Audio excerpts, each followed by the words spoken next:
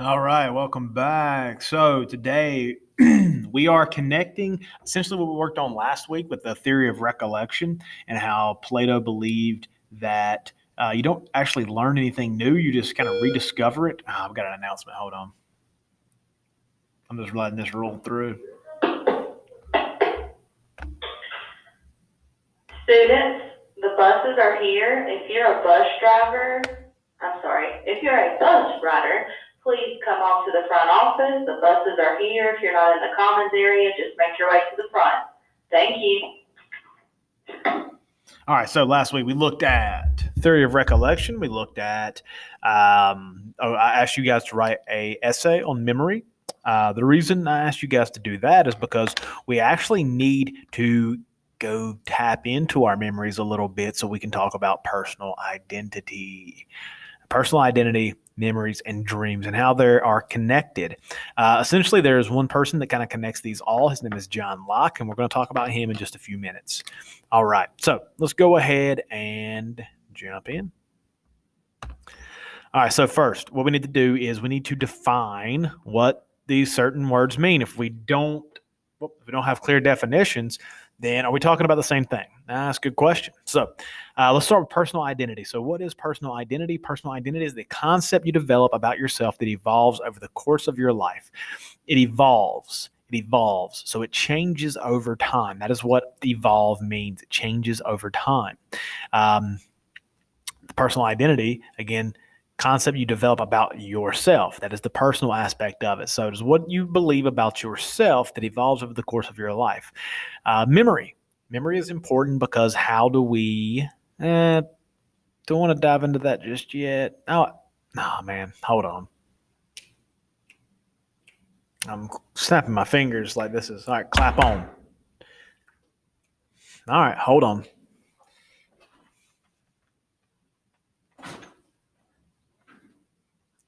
No big deal. All right, so memory. This is the faculty of the brain by which data or information is encoded, stored, and retrieved when needed. This is going to be important in terms of personal identity, and we're going to talk about that here in more in just a second. Lastly, we're talking about dreams. Dreams are a series of thoughts, images, and sensations occurring in a person's mind during sleep. Keyword there is during sleep. We can use dreams. We can use that word to mean different things, like what is your dream car? What is your dream house? That is not the same dream that we were talking about during sleep. Also, daydreaming, having a daydream is very much different than the dream that you have in your sleep. So these three things are connected. And we're going to kind of get an idea as to how they are connected. And they might be connected in a different way than maybe you think right now. Okay, so let's go ahead and jump in now that we got some definitions out of the way. So first things first. I'm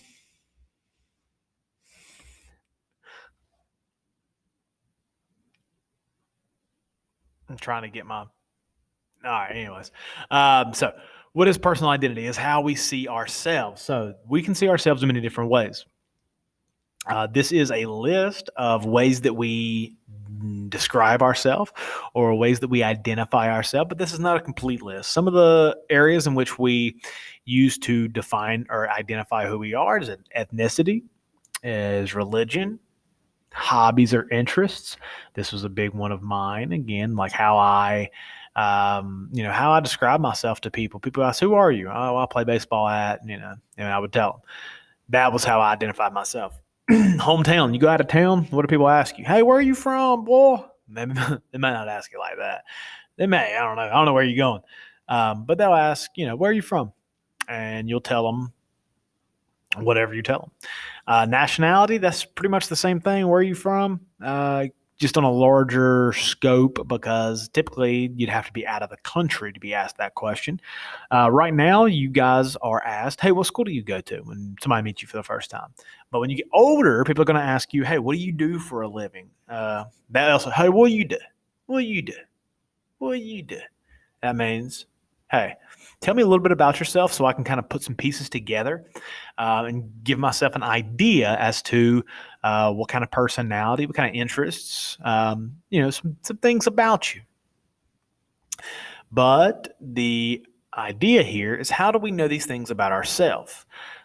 This is going to be related to memory, because how do you know where your hometown is if you don't remember? Now, that sounds silly. It sounds, how couldn't you remember where you're from? Well, you could. Let's think about if you had, if you've ever seen the movie 50 First Dates. 50 First Days, Adam Sandler, Drew Barrymore. If you think about that, like how crazy it would be to live in a world in which your memory, it, erases every day or erases every 10 seconds or whatever. All right, let's go to the next one. So, memory according to Plato. Memory according to Plato. I'll put myself right here. So, memory according to Plato. So, this is just an idea as to what memory is, given to us by one of the world's greatest philosophers. So, memory according to Plato. Plato compared the mind to that of a tablet of wax. When we perceive something, essentially what we are doing is we are creating an impression upon that wax. Our memories allow us to recall what has been cast upon that wax, but as wax can be molded, it can also be unmolded or essentially molded over. Forgetting is the act of the wax losing the impression that had been cast upon it originally. Do you forget things? The answer is yes. You forget things all the time. I forgot I shouldn't say, I don't know if I forgot or I lost. Is that the same thing? I don't know. But I forgot my debit card at a restaurant I went to Saturday night, so I had to go back early yesterday morning so I can go get me some shoes, bro. So I can go get me some new shoes. I needed money. So, what else do you forget? Well, I can tell you right now. One of the things that you do, and I know this for a fact because I was that same student, one of the things you do is you've got a test coming up. Not in this class, but let's just say you got a test coming up, right? So you got a test coming up in math. You need to remember the quadratic formula. You know what the quadratic formula is? Because I don't, but I did at one point. Now, when did I know that? Well, I knew it for about 3 hours. When I was studying for the test, during the test, but after the test, I had no interest in retaining that knowledge. So I allowed that wax, that impression, to lose that mold. And that's what happens when you just cram and try to memorize a bunch of knowledge for a test. It may cast a faint impression, but because it happens so quickly, it's not ingrained into you. It can easily be lost. It can easily be demolded. That's my word, demolded. So do you ever actually know it, or is it just like a footprint in the sand? You can see it now, but in a couple hours it'll all be gone. That is, again, just an idea of what memory is according to Plato. Now let's take a look at memory theory by John Locke. John Locke's my boy. Why is John Locke my boy? Well, because he helped influence the Declaration of Independence. Anybody that helps influence the Declaration of Independence is a boy of mine or a woman. It don't matter. They're my girl. Anyways, so memory theory is by John Locke. John Locke was a philosopher, but not in not in the sense that we typically think of. We think of philosophers, we think of guys like Socrates. John Locke is a little bit different. He was very much involved. Excuse me, I'm yawning. Very much involved in politics. He believed that humans held 3 inalienable rights: life, liberty, and, you're probably saying, the pursuit of happiness. You're wrong. That was not John Locke. That was Thomas Jefferson. And Thomas Jefferson wrote that in the United States Declaration of Independence. But that is not that is not what John Locke said. John Locke said that the 3 inalienable rights of human beings were life, liberty, and property. Thomas Jefferson used what John Locke had said and kind of molded it, for lack of a better word. Actually, that was a great word. Molded it. My hair's all jacked up. Molded it to kind of better fit his idea. Anyways, so Locke, just giving you an idea about him. Locke believed in the self. So what is self? Well, you hear that word a lot, like myself. That means the self that I own. Yourself, the self that you own. self-improvement, improving of the self. But the self itself, uh, the self is essentially that unchanging being that you are, that unchanging being that inhabits you, who you are in your essence. That is what John Locke called personal identity, and he believed it was connected with memory. Locke said, I know I am the same person today as I was tomorrow because I can remember yesterday. Or, did I say that backwards? John Locke said he could remember who he was, but he knew who he was today because he could remember who he was from yesterday. Now, that may be the case here, but essentially what we're talking about here is how do people, are you the same person you were a year ago? Are you the same person you were 5 years ago? Are you the same person today as you were 10 years ago? An even better question, are you the same person that you were 5 minutes ago? Well, 5 minutes ago, you can remember who you were. You can remember what you were doing. A year ago, it gets a little harder. The more time goes along, the harder it gets. So how do you know that you're the same person that your parents came home from the hospital with? How do you know? Do you know, or you just take it on faith? Well, it's a good question. It's a good question. So Locke again claims that he can remember who he was yesterday, so he knows who he is today. But there is a problem there. The problem here is that if you don't remember it, well, then did it ever happen? If you don't remember, let's say you got into a car accident. You got into a car accident, it affected your brain. You wake up in the hospital and you have no recollection of that car accident. And for the rest of your life, you have no recollection of it, though everyone that you know tells you that you were in a bad car accident. Well, how do you know that to be true? Can you? Since you can't remember it, you have to rely on other people to remember it. But if they can't show you anything that jars that memory loose, then how do you ever know? Did it ever happen? Another part would be like, okay, say, I don't know, something really cool happens to you. Let's say you hit your first home run. I always go back to what I know, and that's baseball. So you hit your first home run, but 20 years later, you can't remember that first home run. So if you can't remember that first home run, well, then did you ever hit it? If you can't remember it, then did it ever happen? Now, John Locke would say this is impossible, but it does bring up some other problems.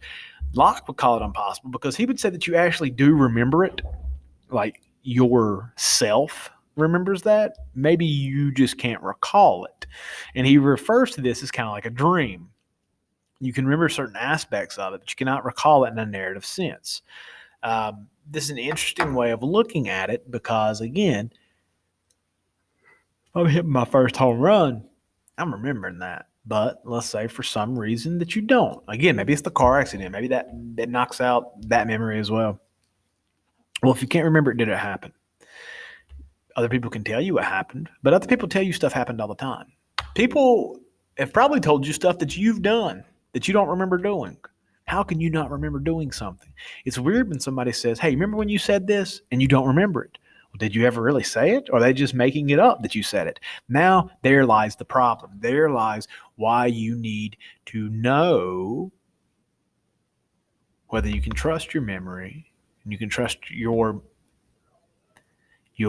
recollection of who you are. But let's look at dreams real quick and then we'll be done. So lastly, we have some dream theories. Now, this is very much so. I don't want to go about this. These are just theories. Maybe they can be proven. Maybe they can't. I don't know. These are just some popular theories of dreams over the course of time, because dreams have fascinated philosophers for millennia, which means 1,000 years, but for multiple millennia. But over the past century, psychologists have been studying dreams. What's interesting about psychology is it is a new field. When I say new, I'm talking about like the past 100, 200 years. It is a new field. Just like everything else in terms of study, it all stems from philosophy. You wouldn't have psychology without philosophy. There's no way. Because the people that were thinking about the things that psychologists think about today were originally philosophers. So the question here is, why do we dream? Why do we have this thing that happens to us in our mind only when we sleep? And it only happens. Dreams only, you may think that you're dreaming for 8 hours. Really, you're dreaming for like 10, 20, 30 seconds. That's it. That's why your dreams can be so sporadic and all over the place.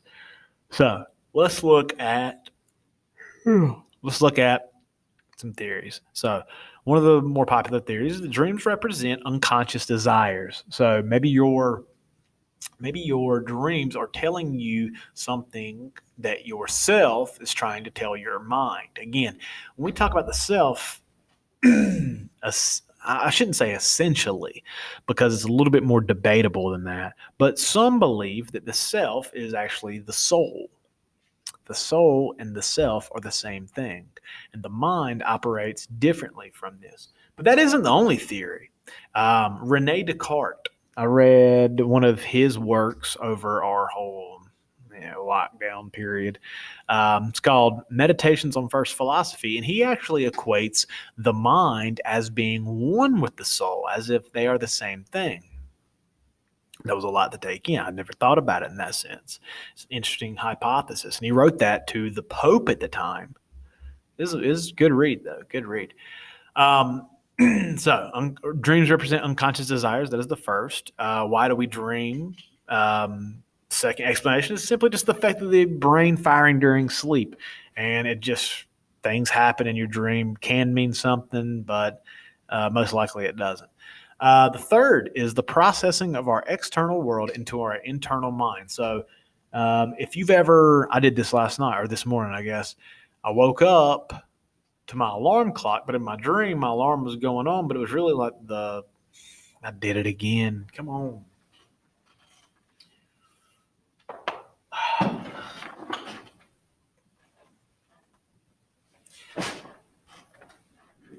Okay.